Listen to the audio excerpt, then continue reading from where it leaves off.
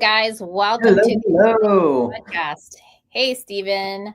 How are How's you it doing? going? We have a bit of a different setup today, you guys. It is a very unique day. My daughter is out on spring break, so we are doing our podcasts a little bit separately today. But we are your hosts. I'm Stephen Hunt, And I'm Ingryd Hernandez. and we have an awesome guest for you today, and we're so happy to introduce her, talking about RV parks and all things related. So without further ado, let's bring our guest on. Hey, Mychele. Hi guys, how are you? Doing well. We're super excited to have you here. This week seems to be like an RV week here in Arizona because we had Heather Blankenship here. She also says hello to you, by the way. I was hanging out with her yesterday. See, you guys were with her yesterday. I love her. She's amazing. She is a true trailblazer, and I love just everything she's doing to help promote more women in entrepreneurship. So it's pretty cool. Yeah, little known fact, when I was driving out to buy my first RV park, I was listening to her podcast. Oh, okay. Fantastic. Yes. I got to be on her podcast this past Monday. It was supposed to be a little bit different than normal, right? Not necessarily just talking about real estate stuff, but like really about what grinds your gears, like what gets you going to do what it is you're doing. So very cool. Well, Mychele, I'm sure our audience would love to get to know you and sort of how you got started. I know that I met you through Owners Club, through SubTo'd, Pace's SubTo'd communities. Like, I presumably you were at Squad Up last year then, right? And that's Yes. how you joined Owners Club? That was actually my first time at Squad Up. So I had joined. Yeah, I had only joined like 3 months before that. Oh, fantastic. Yeah, Squad Up has never happened before last year. Yeah. Oh, that's right. It was the first time. So yes, it was.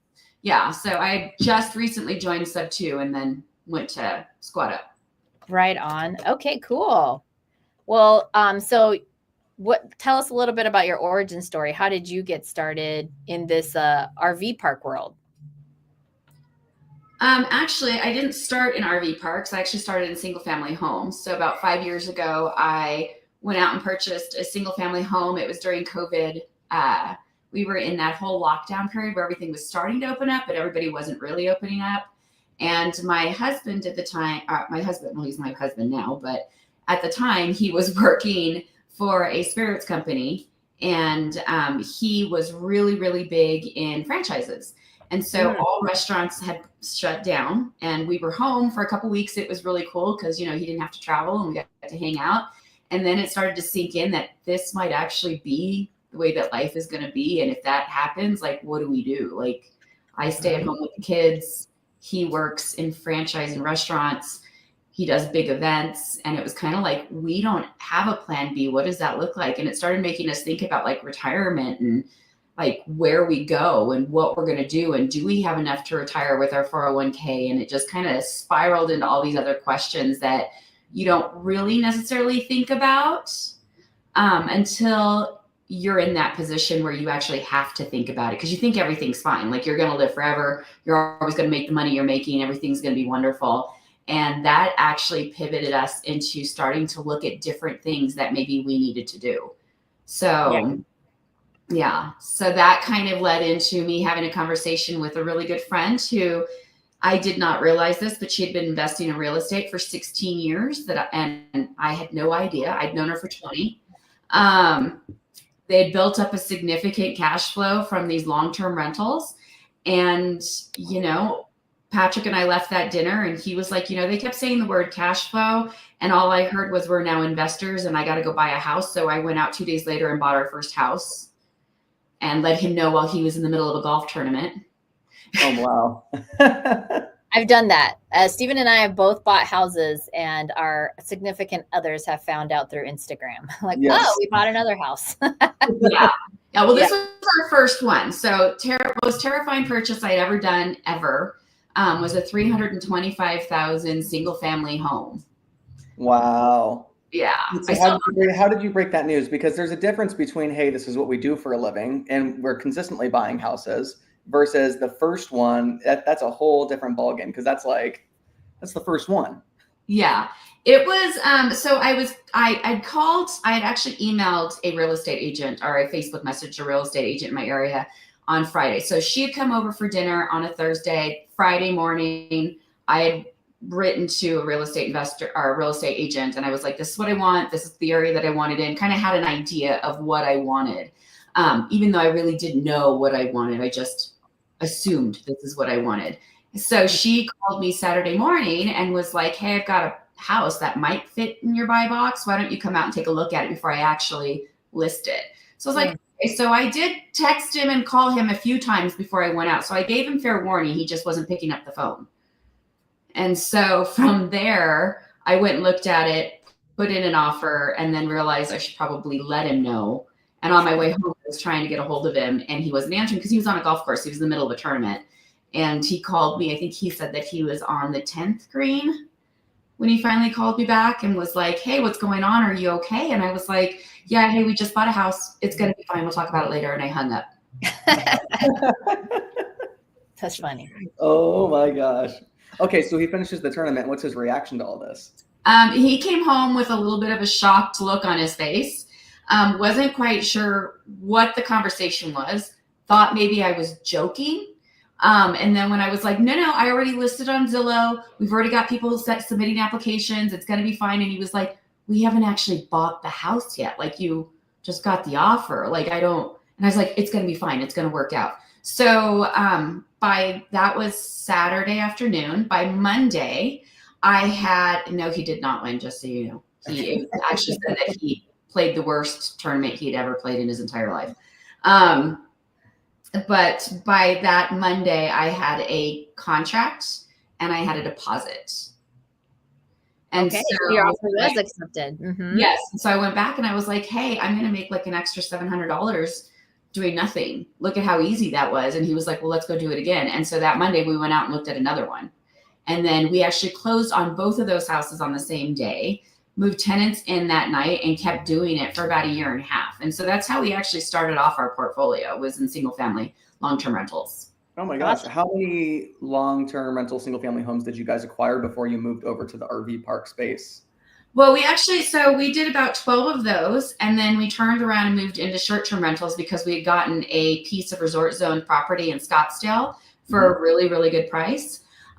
We then turned around and decided to build on it. So we purchased it. It started at 1.6 million, I believe, and we got it for 565. We broke ground on it, and I realized I had never run a short-term rental before, and we decided to run this facility like a short-term rental. And so I turned around, called up my agent and was like, hey, I did a bunch of research, found out that this one area in Florida does really, really well with short-term rentals. I want to buy something there. Do you know anybody? She put me in contact an hour later with a real estate agent in that area, called her up, told her exactly what I wanted. And she was like, when can you be here? That was on a Friday. On Monday, we were out there looking at property. And that afternoon, we put in an offer for our first short-term rental. So we actually jumped into short-term rentals immediately, ended up with 3 properties in that area within a short period of time. I think it was in that year before we finished the Scottsdale resort build. And so we started working in short-term rentals. I realized really quickly I don't want to run those because I do not want people calling me in the middle of the night asking me where washcloths were. So quickly hired property management. And then the resort opened up. And about the time the resort opened up, my husband decided that he was now done with his W-2. And he left his job while he put on the very first Pace Morby YouTube video I had ever seen. Wow, that's cool. This is awesome. Yeah.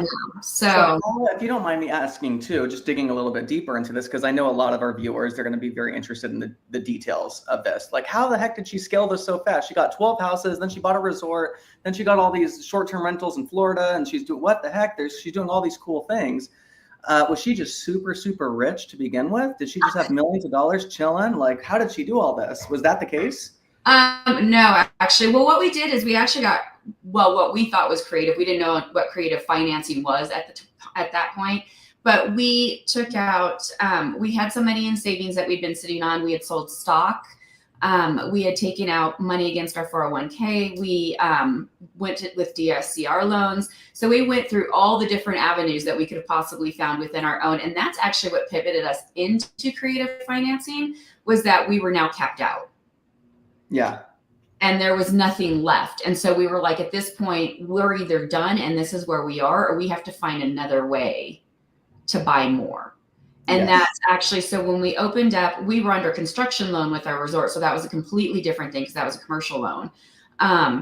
So once we opened the doors on that, and I watched the first Pace Morby video because he had been secretly watching them at night while I was asleep, and had learned about this creative financing thing and was like, I really want you to learn about this. So he put it on, really kind of intrigued me, signed up that night, and then turned around and we signed up to get more information, turned around the next day, signed up with them, and literally like hit the ground running, like started talking to our first one-on-one coach, which was Justin Timanowski. And he agreed. He was like, you guys have already done the short-term rental and the, single family home thing. You guys probably need bigger assets now that you've done a resort. And we actually went down the path of potentially like multifamily or mobile home parks. And so when we were actually out there looking for that, somebody sent us our first RV park, and it was at the bottom of an email. It was like 2 little sentences at the bottom of an email. Mm. And we were like, we don't know anything about RV parks. Have you ever seen one? And we were like, no, we've never been to one. We've never seen one. We didn't know anything about them. So we were like, well, let's look at it maybe, because I know what Branson is. It was in Branson, Missouri. And I was like, I know that has a huge potential. I know there's lots of people who go there with RVs. Let's take a look at that one. So that's kind of how we pivoted into our first RV park. Wow, that's so awesome. So how did you end up finding the education around RV parks then in that case? Because it feels like it's its own asset class, but I know it's probably ran very similar to commercial. I personally, this is perfect for me because I've never looked into RV parks. I stick with my single family homes. I keep it simple. I do my thing. So it's something that I'm a complete novice about. So I'd love to hear how did you get the education on that then to have the confidence to start moving towards that direction? There wasn't a lot of education out there on it. This was like way before Heather started doing any of her stuff, or we started like really learning. There were really no books. I think the only book I ever found out there was like maybe a 25-page book that was like this little, like, you buy a park and then you do these things to manage it. And it really didn't have a lot of information. So it kind of was one of those things where I just started reaching out to people in the RV community and other campground owners. And we went to a thing called Campground Owners Expo, where there were a bunch of campground owners getting education, and just started learning from them, started communicating with other people, started learning how to underwrite it with Bo and Dustin in the community. And really, even then, they were kind of like, well, we kind of know, we just started them ourselves. So we really, we're just still kind of figuring it out. But it was really us moving into our first park for the first 3 months and learning everything with our feet, like in the mud, literally in the mud. So, wow. Did you guys move? To do it. I'm sorry, what? Did you move in like in an RV, or like how did you guys stay in the property? So we found our first RV park 2 weeks into SubTo'd. We closed it within the first 60 days. Closed it December 28th. The 2 weeks before that, there was a Campground Owners Expo. While we were at Campground Owners Expo, there was a gentleman there that was selling tiny homes. I walked up to him and started chatting with him. We found out that we had had property in the same area, like our STRs are in the same tiny little town in Florida, which is completely rare. And so totally bonded. And he was like, I really don't want to take this park model home. And I was like, well, if you sell it to me on seller finance, I'll take it. So he delivered it that night and dropped it off. And so we moved into our first park model when we closed on the park. Oh my gosh. Yeah. So it just kind of all worked together, and it kind of felt so seamless, like we were supposed to go into it. I feel the common theme of this is definitely that you kind of just keep jumping. Like every time you're like, oh, I should be investing in real estate. 2 weeks later, you're like, I got this house. I'm going to start investing in real estate. Like every single time you want to start doing something new, you kind of just go do it and look for the consequences later. I really have learned that when it comes to doing something like this, a lot of people sit around, and when you think too much about it, you find 1,000,001 ways why you shouldn't do it. Like, you've got your friend over here who's never done anything telling you, well, what about 2008? And you've got your friend over here who's never done anything, who's like, no, you're supposed to go work in a job. It's the least risky thing in the world to do. And I've just learned that when I jump into an opportunity and don't really say anything and just go do it, I'll figure it out. I've got enough grit that we can figure this out and know how it works. But we also have it in us to learn everything about that thing that we're doing, that it's almost, I'm not going to say it's impossible to fail, but it makes it a lot harder to fail. So good. So All right, they're mowing the lawn right outside my window. So I'm like, okay, I'll have to let Steven ask the questions. Well, and I know that you had a question you were just about to ask too, Ingrid, right before I kind of jumped in. And I'm so sorry, I didn't mean to overtalk you there. I don't know what it was that you were trying to get in there as well. No, I think she did cover it. It's like, okay, well, how you just moved in. Have you ever lived in an RV? Like, I've seen some families where they actually, I think it was the Nortons, Jerry Norton and Anne Marie. They actually did a family YouTube channel when they were talking about like driving around America with their family. I didn't know that about them until like I went to their couples retreat, and how they would book up all the family stuff and have every little drawer for every little thing in the back of their RV. And they actually made YouTube money from it, like just that adventure of like driving around the country. So I wasn't sure if that was like the background you came from. Like my husband and I, we've owned 2 RVs. We love RVing. Actually, we RV'd for like New Year's this year. It's so much fun. So yeah. What'd you say? I said, so did I. Yeah. No, I didn't know that's what I was going to be doing, but actually we had never been in an RV. I had never been in an RV park before. I had never actually been in an RV. Wow. That's where I'm at. Yeah. So the RVs that are left over at our fiction flips, that's the only time I've ever been inside of an RV. Yeah, no, this was a completely brand new thing for me. I mean, and like all of my properties, like my Scottsdale retreat is a luxury property. It's got a concierge manager at it. Like it's all high end. It's aimed towards executive retreats, golfers, waste management, like all those things. All of my long-term rentals, they're all like higher end long-term rentals and like the preferred area of town. So like this is a completely different place for me to be. But it's actually become like my favorite place to be. Honestly, I mean, if you think about the culture of those of us who love to RV, it's all about fun. It's not the not to speak ill of any other kind of class of avatar that you serve, because that's not what I mean by it. But like when we go RVing, we just want to let loose. We want to go ride our side by sides. We want to listen to music. We want to have family time. So that sort of energy is very, very different for the type of clientele you're serving. So like it truly is a hospitality business, but it's hospitality of fun. It's like, even our short-term rentals, because Steven has some and I have some, it's a very different kind of vacation mindset, where it's like it's very hotel centric, where you expect certain amenities, you expect certain things. At least from my perspective, when I've gone to RV places, I'm like, I just want some trees, like some good weather, and leave me alone, And so the mindset's just a little different. And I expect to be dirty. Like I expect that my shower is not going to be the best. And when I get home, I'll do the deep clean, So yeah. Yeah, no, it's definitely a different situation where everybody there is just there to have a good time. And it's actually just kind of one of those things that everybody's more connected.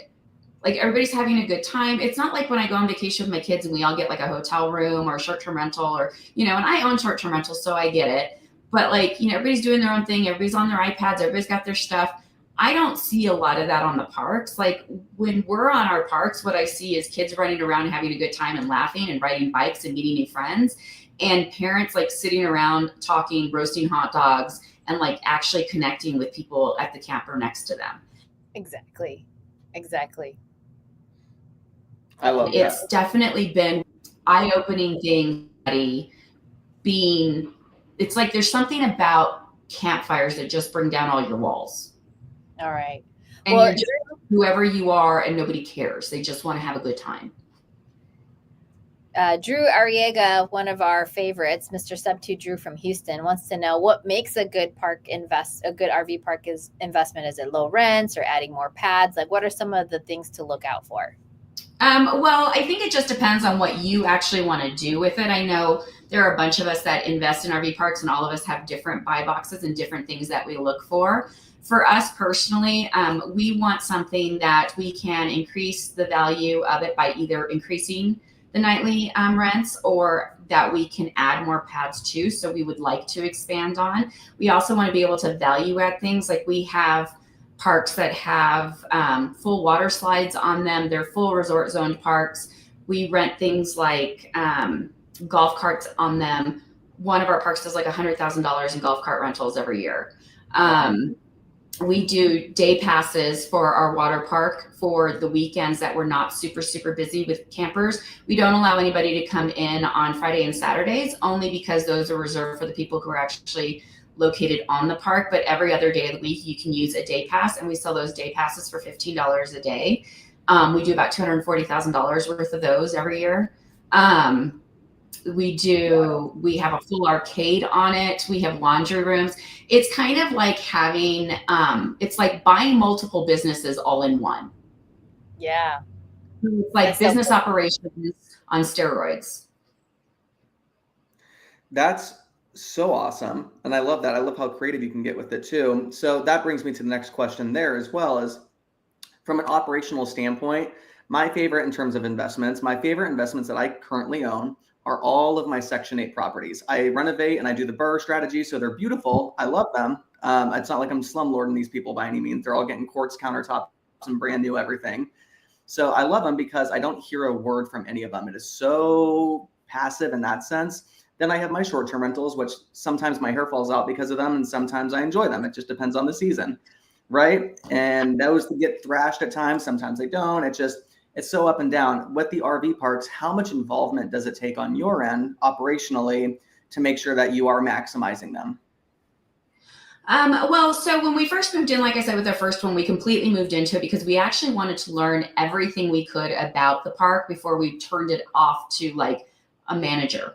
And so we needed to know exactly what we were getting into, what back end systems look like, what we were looking at.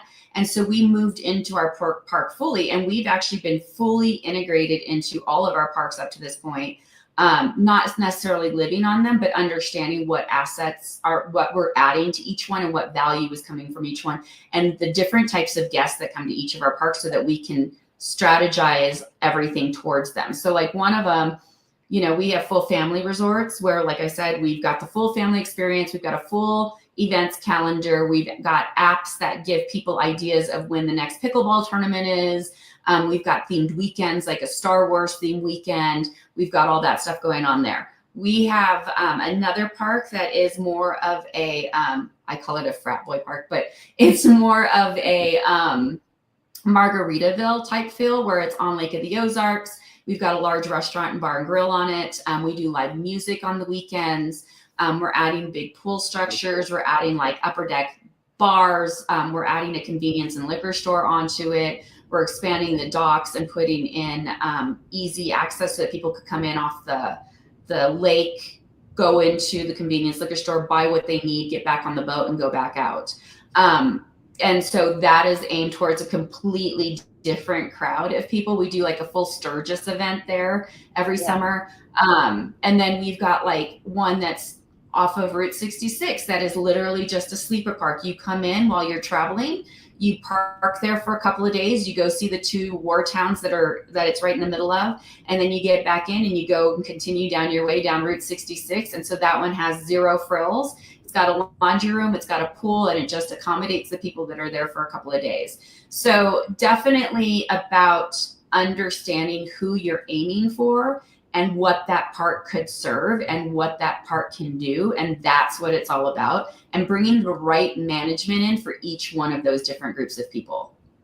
That's fantastic. I love all of that. And I love that it's really an immersion for you and your husband and your team, because I remember there was an investor that I used to be around a lot through meetups, and he's like, I do it we do it, you do it, right? And that's really how you transition a business and the operations of it.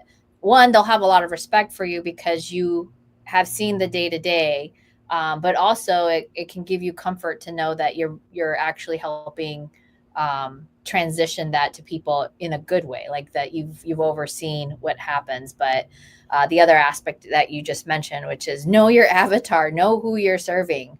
When you were describing that the other one in I think it was Lake of the Ozarks, I'm like, oh yeah, Jimmy Buffett would be so proud. Like that is what I imagine it would look like to have like a Margaritaville, but like a true Margaritaville on fun and drinks. So interesting. Yes, and that one is completely what that one is. It's and we know exactly who we're aiming towards. I mean, like we've got like one side of the park is a certain group of people and the other side of the park is another group of people, and they come from two different areas. And we know which side we're aiming for. And so we know that we have to hit a certain price point. We know that we have to be in a certain area. We know we have to acquire certain things. We have to have certain music for the live music bands that come in. All of those things have to happen in order to cultivate this certain experience to make the biggest bang for our buck in that area. I love good strategy. Yes, all about strategy. Josh has a question, and it's how do you find your leads to buy RV parks, and like what's your process there? We find them from multiple places. So we do have brokers that specialize in RV parks, and we've done a couple of great deals with some brokers. Actually, 2 of our fully 100% seller finance deals have come from brokers. And so we work with them. We also find them, like people find them all the time on different websites. I mean, LoopNet, our first one, I think, was on LoopNet. They were just overpriced, so nobody looked at them, but nobody ever stopped to like negotiate the price out. So it was actually originally at $3 million, and we ended up with it at 1.8. Wow. Yeah. So, but it was the engagement of finding out exactly what it was that they were doing and showing them and educating them on what it was actually worth. And then we also do a lot of outreach. We have people in the community, in the RV industry, who talk to people every day who are just like, we might not upgrade the system because we're going to sell. And they turn around and they bring them to me because they're like, I know this great woman. She's doing this great thing. Why don't you talk with her? And so we do get some off-market deals that way too. And that's the economies of scale too, that when you're buying a like asset, and Stephen, you know a little bit about this too from a property management standpoint, is that you can plug in those assets to your existing systems, right? You don't need 3 accountants. You need 1 accountant who can oversee each asset. One platform to do bookings and create your domain pages. And that's really how you can really scale. So that's really, really cool. And all you have to do is break with your one. Pace was mentioning on Monday when we were talking to Heather Blankenship, there's only 15,000 RV parks in the United States. Only 15,000. Mm-hmm. So understand from a wholesaling standpoint, because I do know we have some wholesalers in our audience, that it means it may have to be a complementary asset that you're trying to wholesale, because there's just the opportunities are there, but they're not there in scale. Like you can have 15,000 homes in like a single zip code in Arizona, and so it is a little bit tougher to do wholesaling in this space because there is limitations to how many properties are available. Yeah.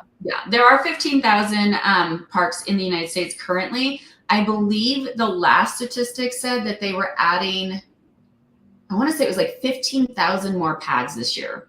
Oh, wow. But those are larger institutional people who have come in and they're able to buy land and expand out these newer parks. So for us personally, like we really like the fact that like 15,000 parks are out there, but 90% of them are owned by mom and pops. And so what that means is that a lot of them they're all going through this silver wave of trying to retire out.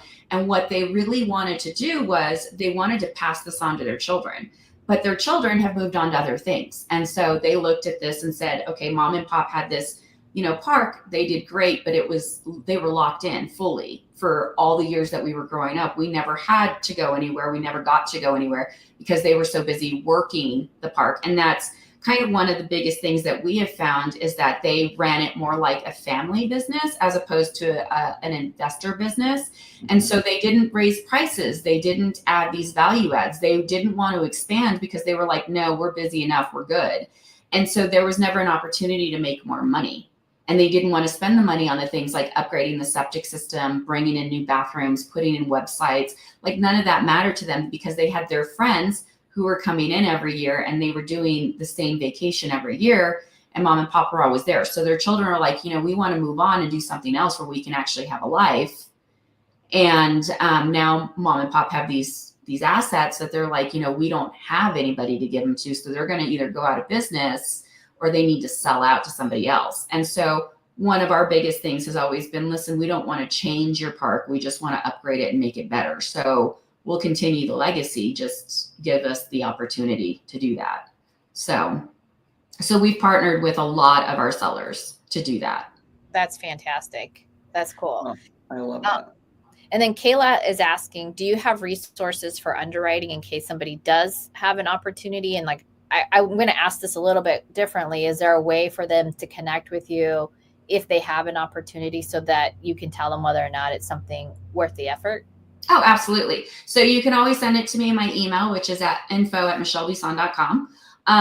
Then you can always go out to my website, which is mychelebisson.com. And I have a link in there to actually submit a deal.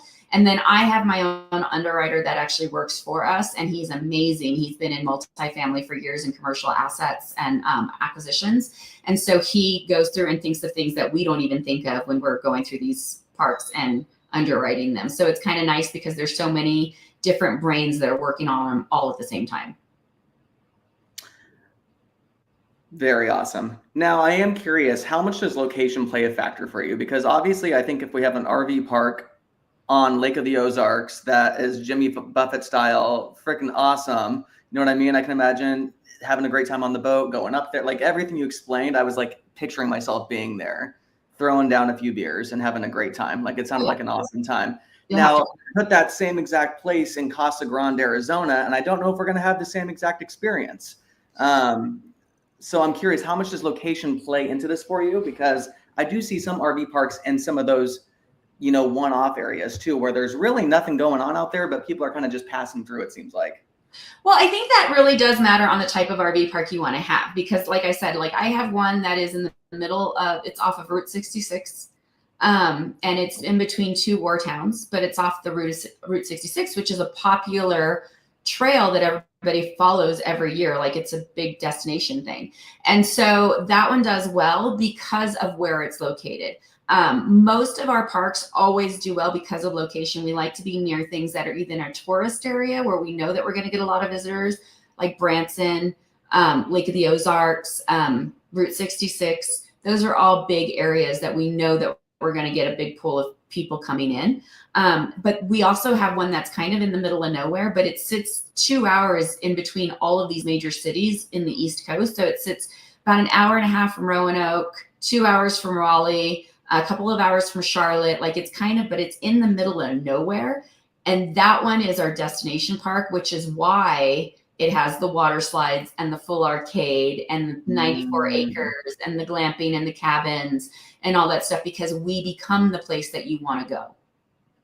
That's cool. Very cool. That's really cool. That's really, really awesome. From a marketing perspective, how difficult was it? Because I'm picturing short-term rentals. I'm using my lack of knowledge to try to gain knowledge from you here. So from short-term rental perspectives, I go, okay, I can put this on Airbnb. I can put this on VRBO. Eventually I can build up my direct bookings. And that's eventually the goal we want to start getting to. When it comes to RV parks, is there like a website like rvparksrs.com that you start putting all your listings up on? How do you start building the marketing for that so that people can go find your destination that's out in the middle of nowhere? Actually, so there are sites that are just like Airbnb and VRBO, but they're called outdoorsy.com, Hip Camp. There's lots of third-party integration, Rover Pass. Your booking site, you take over your Google listing, you make sure that that's put out there, you engage with your reviews, you get your SEOs up, all of those things all add to the marketing of your RV park. And so a lot of those have everything to do with it. It's literally the same exact thing. They're just on the outdoors and we're renting pads and dirt. So cool. Yeah. So I didn't know that either when I got into it. I went to my first Campground Owners Expo and I was like, what's Hip Camp? And they were like, it's like the Airbnb of RV parks. And I was like, those things exist? People go to those websites? What? Right? Yeah. I have no idea they existed, but there's probably about 10 or 15 of them that are out there. Yeah. Now, ancillary fees aside, right, our golf carts, all the cool stuff that we can integrate into it. When we're looking at just a regular RV park, what are you seeing most pads go for? I'm sure it's super dependent on areas and locations. What are you seeing most pads go for? Is that on a monthly basis, a weekly basis, nightly basis? What's that look like? It really, really depends on where. I mean, I've seen pads go anywhere from $1,500 a night in high destination areas, which is insane, I know, but yeah, to $25 a night in places that aren't, as busy or as crazy. Our pads in all of our parks, if you were to estimate them out, they're anywhere between $65 and $150 a night. And we have parks from Florida up to Alaska. We're talking practically Airbnb rates for people to come in, hook up, and park their own RV right there. You don't have to worry about your house getting thrashed, none of that. And you also have to think about it from this standpoint, Airbnbs, I love my Airbnbs. I love to go stay in them. I love that I have them. They do me great returns, but I don't have to worry about maintenance. I don't have to worry major maintenance. If a water pipe bursts in my beach house, I have to shut the place down for it. If a water pipe bursts in my RV park, I shut down that site and I just take the hose and hook it up to the next site. And I don't have to think about it. I don't even have to move the guest if I don't want to. I don't have to send in a cleaning crew. My maintenance guy goes out and he just makes sure the firewood is picked up and blows off the pad and it's ready for the next guest to come in. My expenses are so much lower. We run at about 30 to 50% of what we make. So it's a lot lower than a lot of other assets. My management is a little more streamlined. My park on Route 66 has 2 people that work it. I have a manager who doesn't even live on site. She comes in every day for a set amount of hours. And I have a maintenance guy who stays there in case anything breaks or if an emergency happens in the middle of the night. Is that 30 to 50% inclusive of your debt service? That would be without my debt service. Okay. So because most of my parks I've done on seller finance. Got it. Okay. And then John's asking. I'm still doing really well off of those. So I think if your top line is heavy. I think my NOI on my smallest park right now is about $300,000. That's fantastic. That's so good. Yeah. Mychele, are you buying in Missouri? When people email you, do you give them a specific buy box, or do you like to look at them all and kind of figure out what's worth it, what's not worth it? Well, we won't look at anything usually that's below 50 pads or that has an NOI starting at below 250,000. It's up now. We used to do 200,000. We've moved up into 250,000, only because now we're moving into bigger parks. Our parks now kind of have an average of about 75 to 150 pads and sites. We do buy in Missouri. I currently own 3 parks in Missouri. So I own one in Branson, one in Carthage, and actually one on the Lake of the Ozarks. Arizona, I do look in Arizona also. The only place that I really won't look at is probably California, just because they have different tenancy laws, and I'm not a big fan of that. I want to be able to say, you know what, you're not a good fit for this RV park. You should probably move to the next one, and be able to have them leave in 2 hours. I don't want to get into eviction issues. I don't want to get into that or anything like that. Are you a buyer? Yes, I do own a park in Alaska. Actually, I own the largest park in Alaska. Oh, wonderful. Well, that's a cool thing to say. Yes. Currently, we are getting ready to open up, but we have purchased the largest park in Alaska. It's got 172 pads and it's in Valdez. Wow. Interesting. Oh, okay. I'll have to clarify. I remember the gal D who went to your workshop, and actually I was going to ask you, do you have another upcoming workshop for RVs so that the audience knows? We haven't set that into motion just yet, but yes, we're in the process of figuring out where we're going to do that. So, and then we're actually building out a community to do all of it online.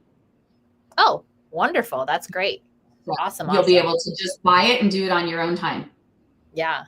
I was talking to a business broker. She's freaking amazing. I see that she's in the YouTube channel.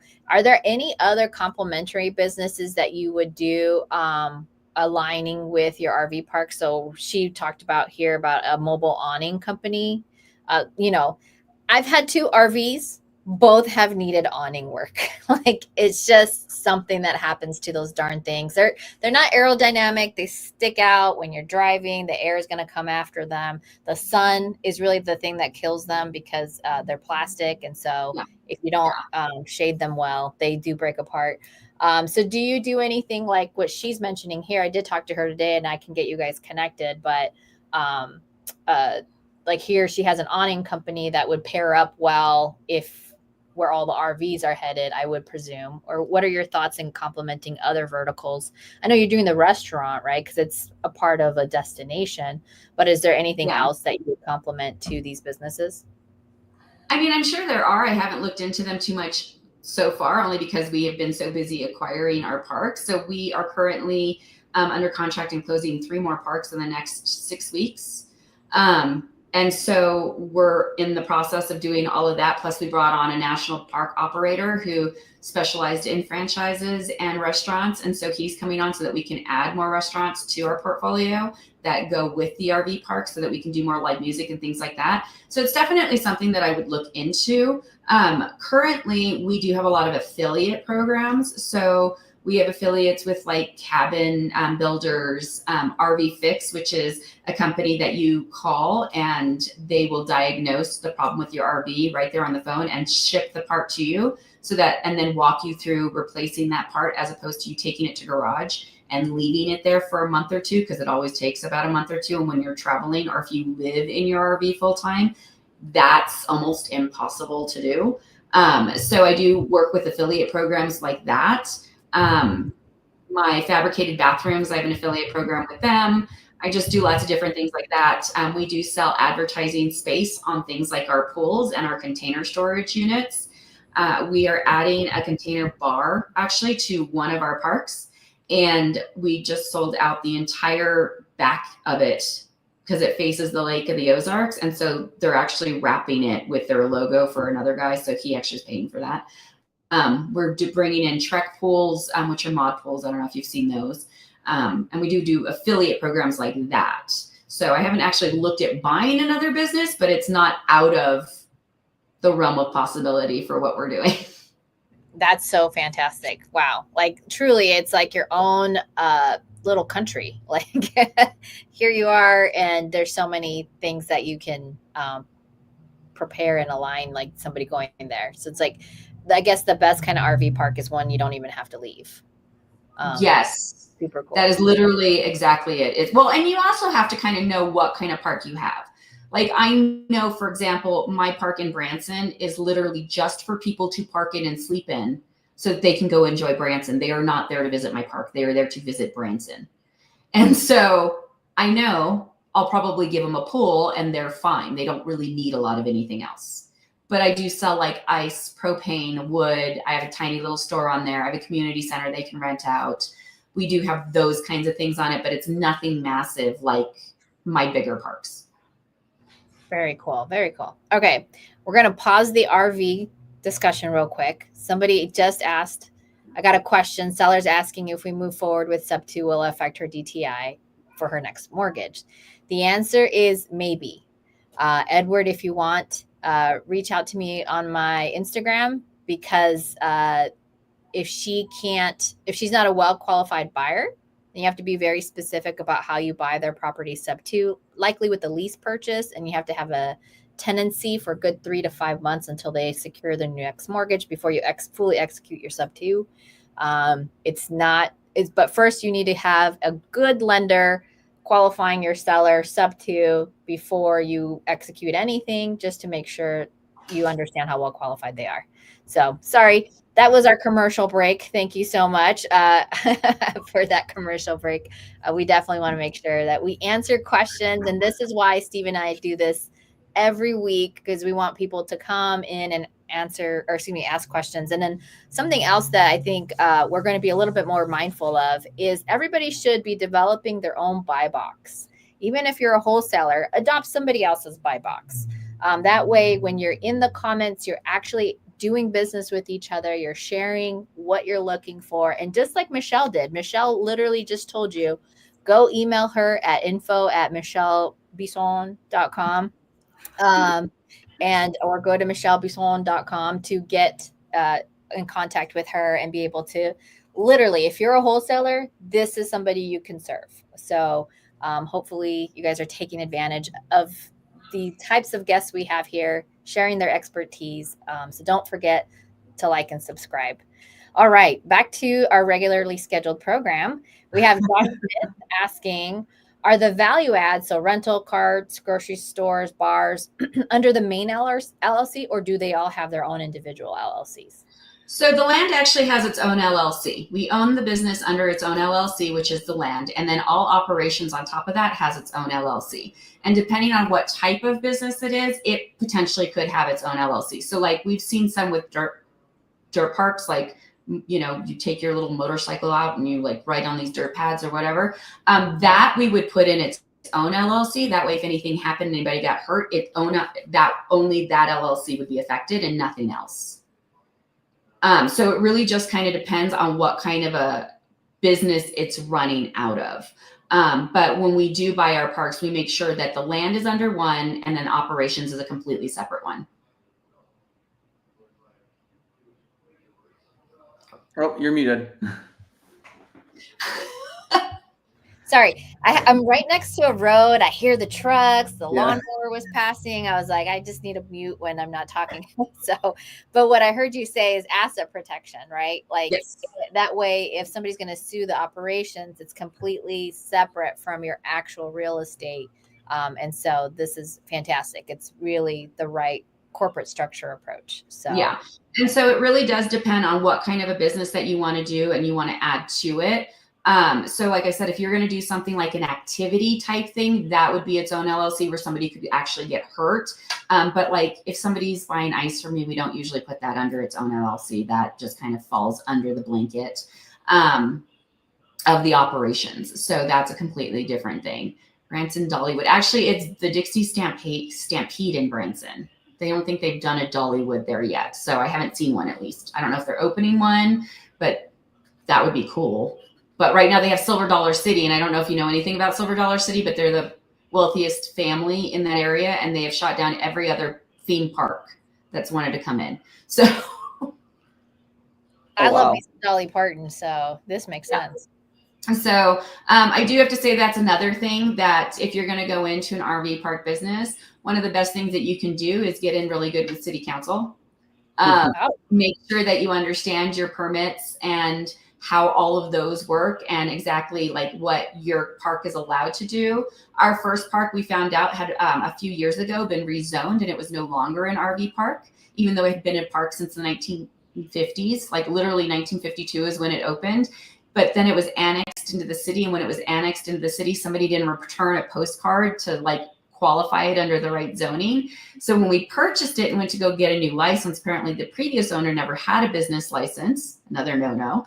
And we found out that they were not even zoned as an RV park anymore. So we had to go through the steps to get it rezoned back, thankfully, because it had been a park for so long. City council was like, absolutely, we'll just change it back. But that could have gone a completely different way. So I just recently found out that there was a gentleman who has a park. He built a beautiful park, lakefront, beautiful views, assumed the guy who owned the property in front of him was going to give him an access road to his park, and the guy denied it, and the court upheld it. So he has a beautiful park that he built and put millions of dollars in, and he cannot allow anybody to go onto it because they have to drive through somebody else's property.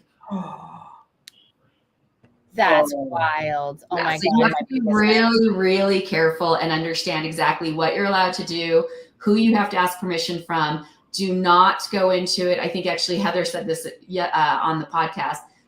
you cannot go into it and ask for forgiveness later. Know what you're doing. Know exactly like what you're allowed to do, because you make the wrong person mad and the whole thing goes to crap.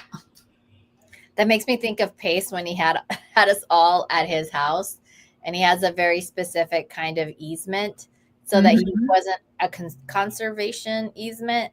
So he was not allowed to have as many people as he had out there. And nobody would have cared, but the neighbors did, and they all reported him. But yes, you're absolutely right. And actually, I was underwriting a business yesterday, and the gal was like, yeah, this is a distribution. I won't say of what, because I'm under an NDA, but I was like, wait, but this is somebody's house. And you just told me they're not zoned for a business. They're not even zoned for agriculture. So you're just asking me to buy a house. I was like, this isn't, So absolutely, you're right. You have to understand when you're buying an RV park, you're buying a business. Yes. And it should be zoned for the purpose of what you're buying. So exactly. It is not just a purchase of land and everybody's going to go about their business and everything's going to be fine. Like, you have to have permission to run it that way. Yeah. Because they will make you come in and rip everything out at your own cost if you just ask for forgiveness later, because they do not like that. Yeah. I think Richard Berger is trying to say that Dollywood was out there because he sold them 800 chairs. Okay, that makes sense. That seems pretty. Sure wasn't the Dixie Stampede? Yeah. Because that's a Dolly. That is the Dolly thing that's out there. Is the Dixie Stampede. Yeah. Okay, that makes sense. It's literally a large arena, and they do a huge horse show in the middle of it.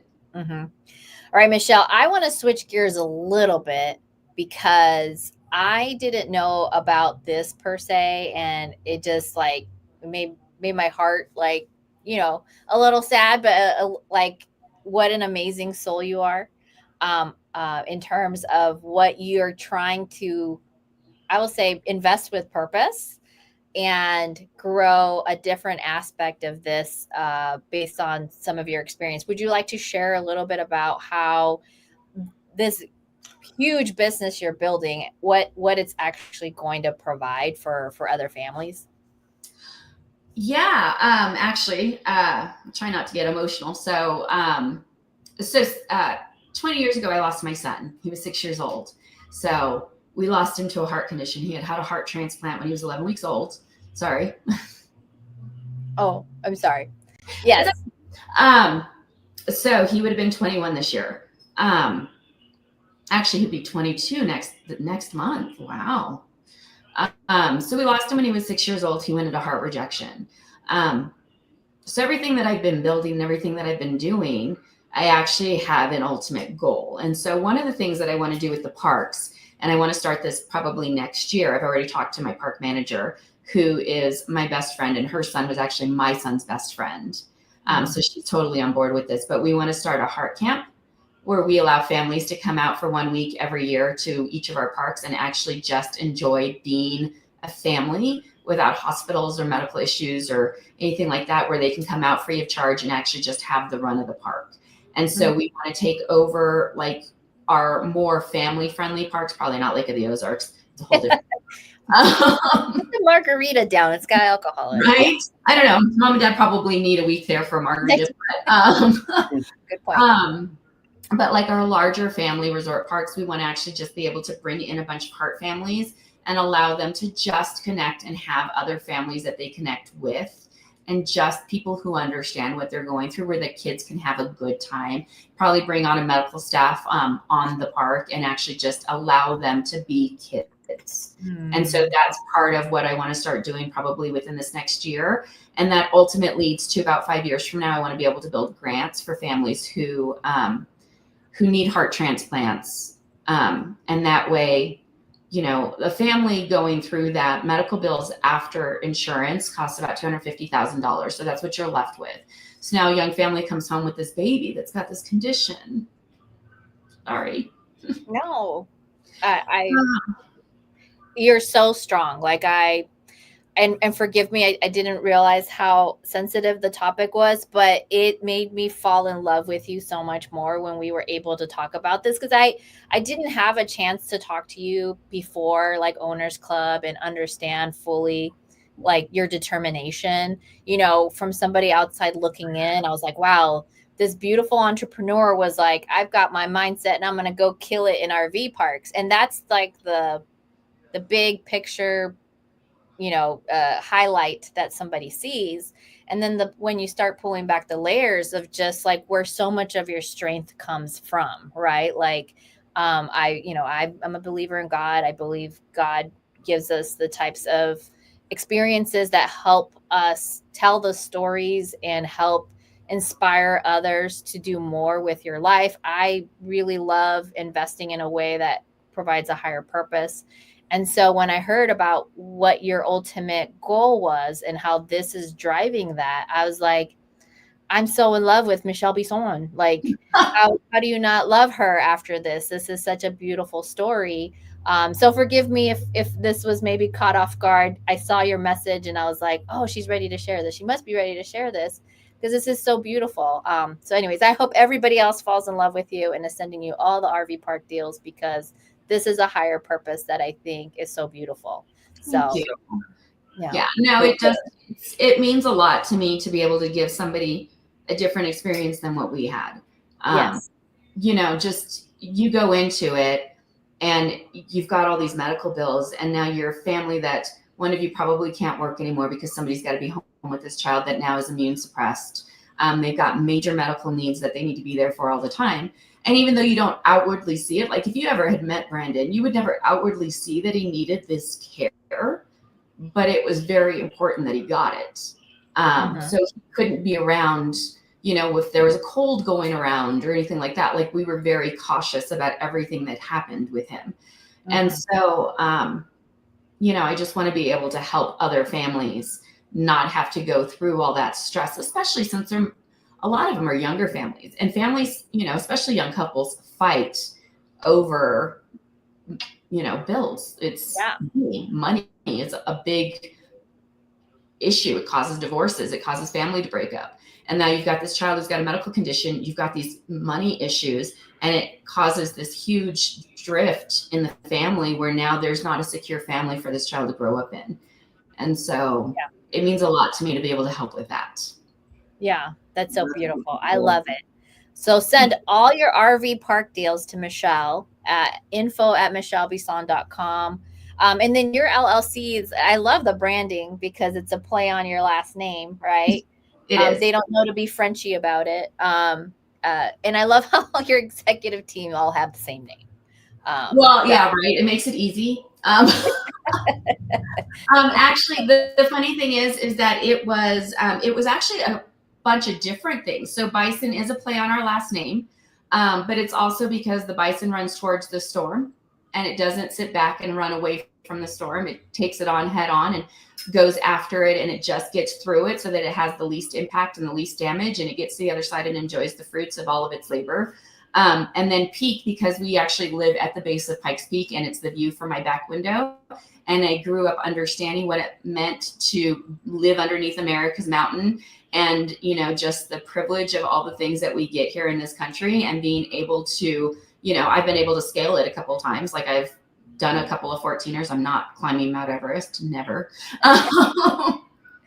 But, and just the grit and determination it takes to be able to do something like that. So I love it. I love all of it. Awesome. I love all of it. I love the investing with the purpose as well. Mychele, if there's any way that we can be supportive of your purpose and what you're trying to accomplish here, we'd love to know what we can do. I have a really good friend who is the director of Angel Flights. Angel Flights it's donated air travel. So I also imagine it in this same context too, for non-emergency air travel, if we could be able to get some of those kids to the park. I don't know if anybody's going to donate, maybe even their RVs for them to stay at so they could interact with all the other children as well. Because I understand that medically, maybe not everybody's going to have the opportunity to drive maybe 4 hours or 5 hours to that park if that's where it's happening at. Any way that we could help or provide any of our resources to help make that vision come to life, please let us know. Oh, I love that. Thank you so much for that. You know, I actually almost used Angel Flight for Brandon because they wouldn't let him go to Denver Children's Hospital. United Healthcare was our insurance company at the time. And they weren't going to allow him to go to Denver Children's, which is right in our backyard. And one of the leading doctors was actually building a facility in Denver Children's at the time that Brandon was born, which is why I think that everything kind of comes together for a reason. They wanted us to go to St. Louis, and they would not pay for us to fly to St. Louis. We had to pay for our own medical team and our own flight to get there, which was going to be hundreds of thousands of dollars. And I was like, it's absolutely ridiculous what you can do to us. And so, crazy enough, my ex-father-in-law was a editor for 60 Minutes and called his publisher and had her call the United Healthcare CEO and threatened to do a story on him about our son. And we had a contract within 2 days. Nice. And so all of those children are now allowed to go to Denver Children's Hospital. Amazing. Oh my gosh. Look at you. You are literally doing God's work. That is the trailblazer. Girls, really? Yeah. Wow. This is great. Yeah. Well, so that was definitely a huge, like, I always think that we're all born for a purpose, and Brandon had his purposes. Yeah, multiple ones. So that was a big one. Mm-hmm. Well, we would love to see you back on here. I would love to see some of this amazing vision that you have come to life. And if, would love to have you back on the podcast and kind of showcasing how that comes to fruition. So thank you so much for being on the podcast. We really appreciate you. Thank you for being here. You are so welcome. Thank you so much for inviting me and sharing my story. I appreciate being able to get that out there to everybody and let them know that, there's more to life than just making more money. Yes. Right on. Well, thank you, everyone. We are here every Wednesday, 1 p.m. to 2 p.m. Arizona time. Yes, clocks have changed. And so if you're not in Arizona, figure it out, buddies. But we are here every week for you. Please work on your buy boxes so that when you're here, you're sharing with each other what each other are looking for. And that way you guys could do more deals together. We'd love to see more of that in the chats. And also, if you go into our social medias, myself and Steven's, you'll also see our buy boxes. We would love doing deals with you. With that, thank you for being here, and we will catch you guys next week. See you next week. Bye, guys.